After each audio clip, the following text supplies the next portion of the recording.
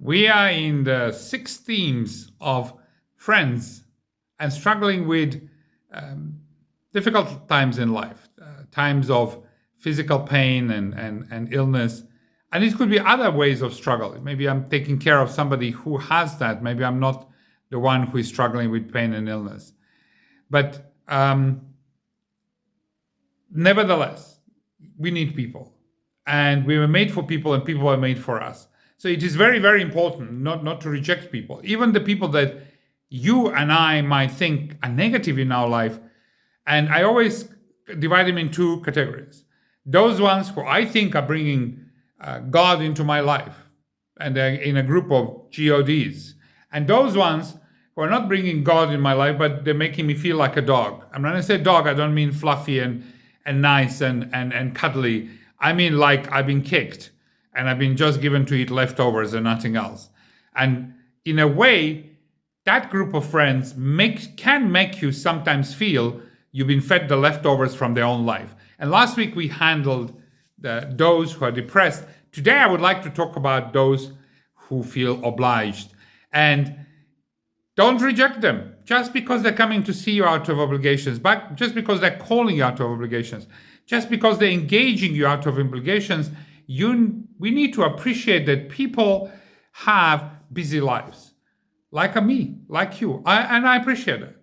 Many of my friends have very busy lives, and it is difficult for them to slot in something that is going to be unlikely a pleasant visit. So already in their head, this is like visiting a sick patient or somebody who really, I don't want to be in their skin. And therefore, one needs to appreciate that obligation is one way that maybe God himself is telling them to do the right thing. And that is to give you the most precious things they have. And people often do not understand what that is. But love is spelled T-I-M-E. In other words, don't tell me you love me if you have no time for me. And the people who come, even if they're coming out of obligations, remember, that time they spend with us, with me, is the time that they cannot get back. It's gone. And gratitude is the only attitude that I can have for it.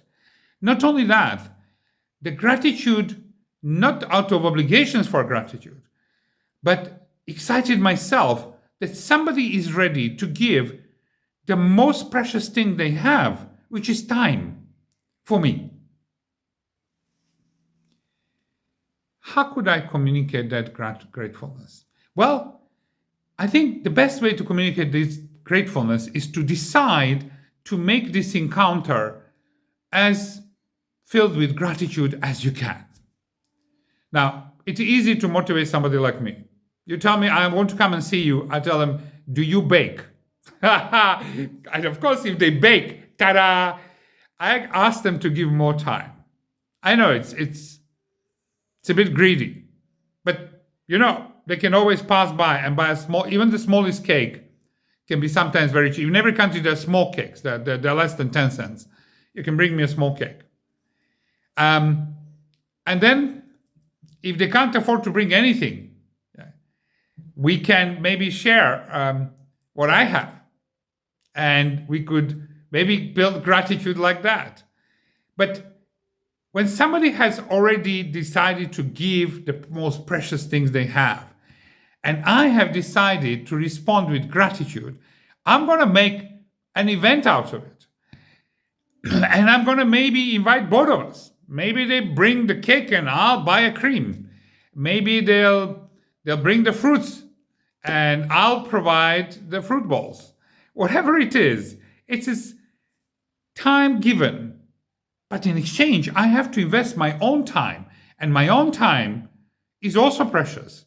So why waste it on a stiff, obligations-only encounter? Why not? Maybe even for the first time in my life with that person. Why not? Have a time of gratitude and dedicate that time to gratefulness.